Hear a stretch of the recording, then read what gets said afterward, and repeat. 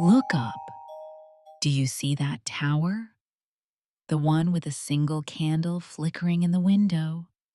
Someone's up there, all alone, spinning gold he doesn't even want. We're in a tower tonight, high and round, all cold gray stone. Moonlight spills through one small window, painting everything silver. And there, by candlelight, sits a small man spinning straw into gold, his chin pointed, his eyes tired.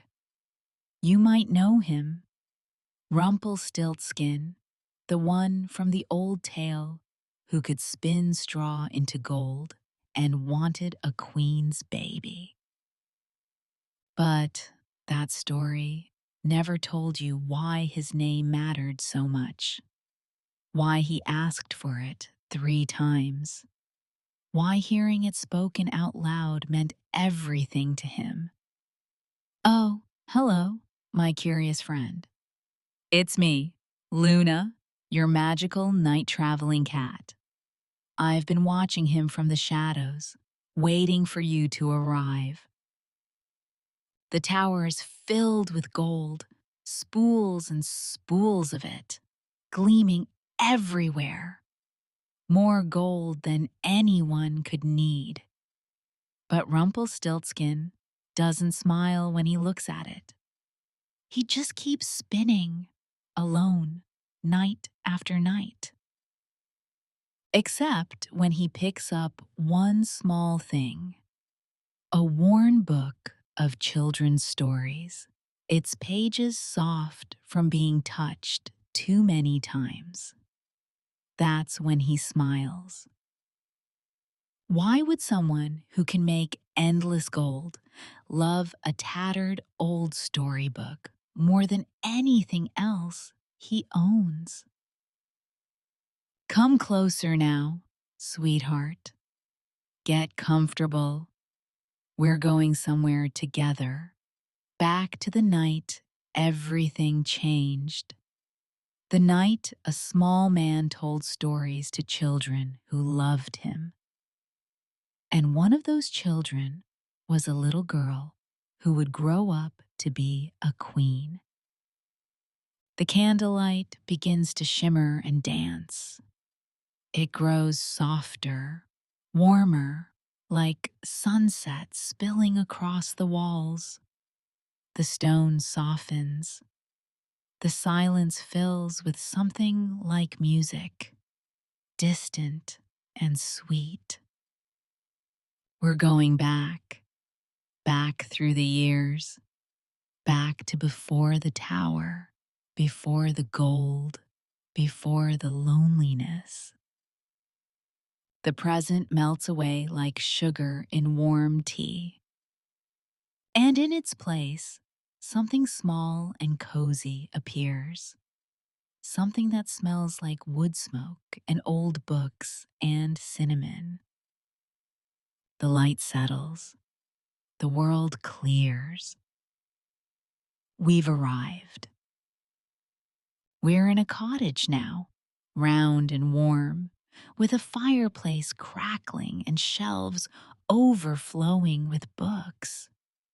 The air smells like applewood and candle wax. And there he is, Rumpelstiltskin, but different, younger, his eyes bright and eager. He's sitting in a chair that's much too big for him, and all around him are children, maybe 12 of them, squeezed onto cushions and perched on the sofa. Rumpelstiltskin says, his voice warm and full of mischief. And then the dragon looked at the princess and said, I'm not guarding this tower. I'm hiding from that terrible knight who keeps trying to rescue everyone. The children explode into giggles.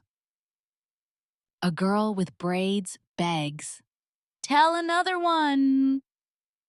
Rumpelstiltskin laughs, a real laugh, from deep in his chest.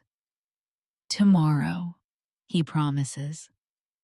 Come back tomorrow night, and I'll tell you about the moon who was jealous of the sun. The children groan but gather their coats. Each one stops to hug him on the way out. Good night, Mr. Rumple. See you tomorrow. Among them tonight is a very small girl with dark curls, sitting in a chair too big for her, laughing harder than anyone. She won't remember this moment for many, many years. But when she does, it will change everything. This is what he loves, what he's good at. Stories that make children laugh. Stories that turn things upside down. Stories where nothing is quite what it seems. He doesn't know, not yet, that someone is already watching him with jealous eyes. Someone who will change everything. The scene shifts now, like a page turning. We're in the castle throne room. The king sits on his throne, looking bored. Beside him stands Malthius, the royal historian, a tall, thin man with jealous eyes. He's very jealous of the little storyteller, who makes children laugh more than any of his grand history books ever could. Malthius says smoothly, "Your Majesty, that storyteller is dangerous. He teaches children to think for themselves, to question things, to imagine different endings. He tells stories where peasants are smarter than kings. We should stop him."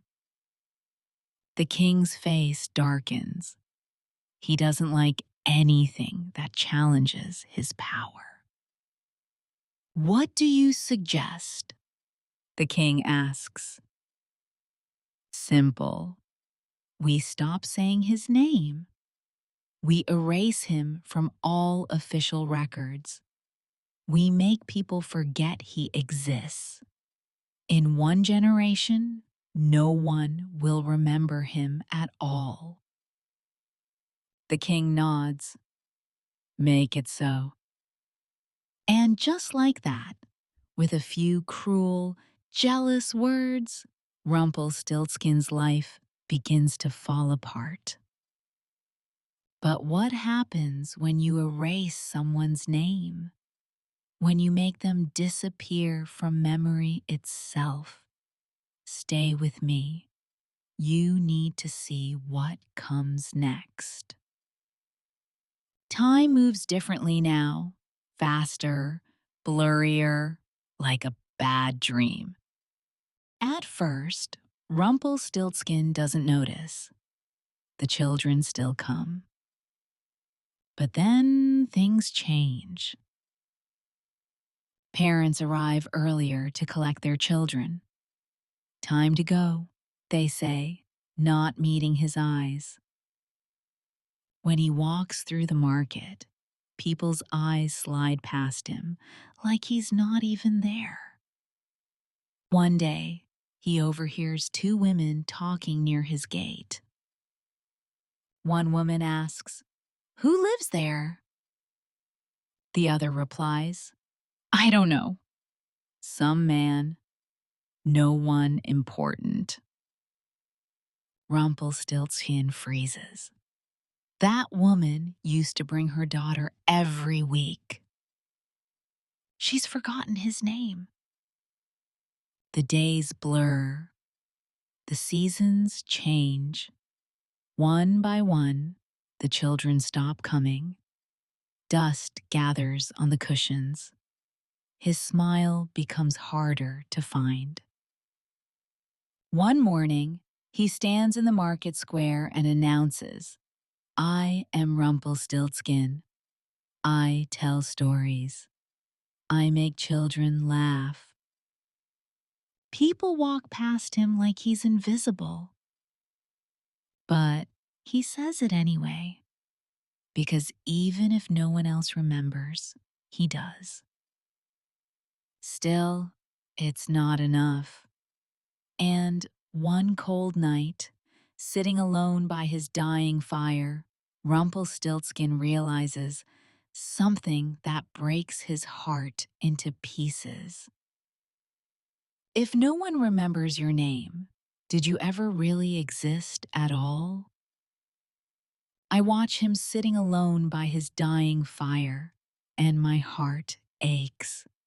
I wish I could tell him what I can see from here, that this isn't the end of his story, that someone, somewhere, still remembers.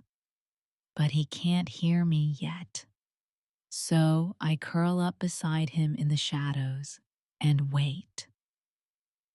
What he decides to do next will change everything.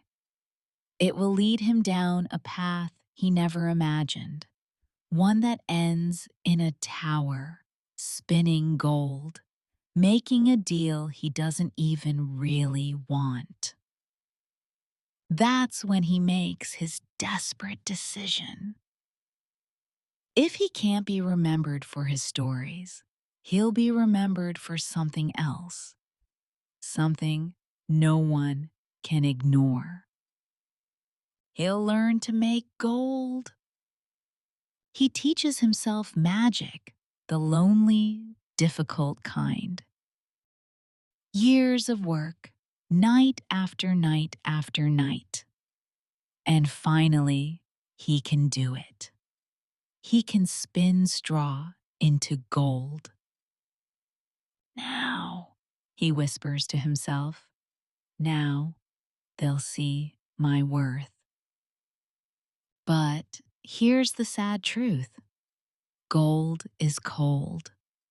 Gold doesn't laugh at your jokes. Gold doesn't hug you good night.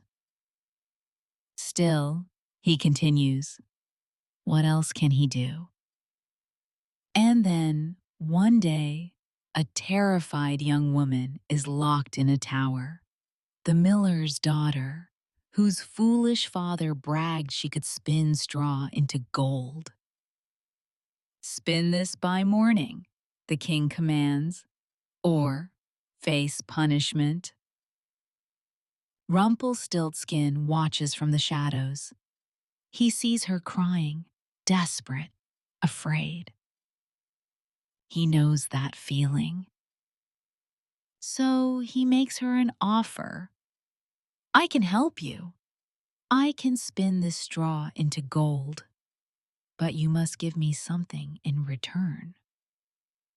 At first, he asks for small things, her necklace, her ring. But on the third night, when the king promises to marry her if she can fill one final room with gold, all the loneliness of all those years crashes down at once. I'll spin the gold, he says, his voice shaking. But you must promise me your firstborn child. She's so desperate, she agrees. But here's the part the old story got wrong, the part that changes everything. He doesn't want what you think he wants. His real reason. Well, you'll understand soon. Keep listening. He doesn't want to keep the baby. He would never hurt a child. He wants to wait until the child can speak, and then tell them stories. His stories, the ones everyone forgot. He wants just one person to grow up knowing his name, to prove he existed, to prove he mattered. That's all he wants. Not gold, not power. Just one child who will remember. But when the queen discovers the truth, when she finally understands, something magical is about to happen. Something neither of them expected. Years pass. The miller's daughter becomes queen. She has a baby, a beautiful little girl. And one night, Rumpelstiltskin appears. Please, the queen begs, take anything else, anything but my child. But he shakes his head. If you can guess my name in 3 days, you can keep your daughter. The queen sends messengers across the kingdom, collecting every name they can find. Is it Casper? Conrad? Bartholomew? No, no, no. Each wrong name is another heartbreak, another proof that he's been forgotten. On the final night, she's tried hundreds of names. She's about to give up. And then she picks up her baby to rock her to sleep. The baby coos softly, and suddenly, the queen isn't in her castle anymore. She's very small again, maybe 4 years old. She's sitting on her mother's lap in a round, cozy cottage. Firelight dances on the walls. And a small man with kind, bright eyes is telling them a story. And the dragon said, I'm not guarding this tower. I'm hiding from that terrible night. Little girl queen laughs so hard she nearly falls off her mother's lap. Tell another one, Mr. Rumple, she begs. The memory becomes clearer. She can smell the apple cider he gave them, feel the softness of the cushion, see the books on every shelf, taste the cinnamon cookies he baked. She remembers. Rumpelstiltskin, she whispers. And what happens next when she speaks his name will heal something that's been broken for far too long. When Rumpelstiltskin appears that final night, the queen doesn't just say the name. She looks at him, really looks at him, and her eyes fill with tears. Rumpelstiltskin, she says, and the word sounds like coming home. You're Rumpelstiltskin.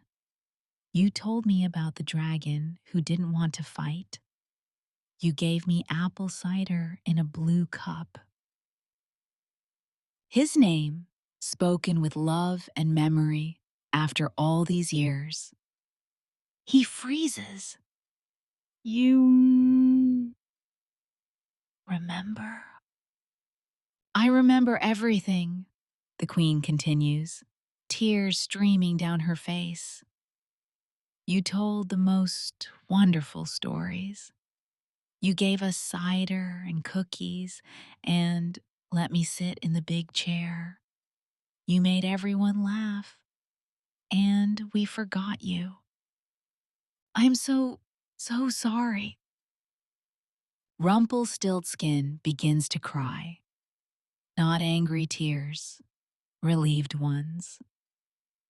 Someone remembers. Someone knows his name. He existed. He was real. I don't want your baby, he manages to say. I never did.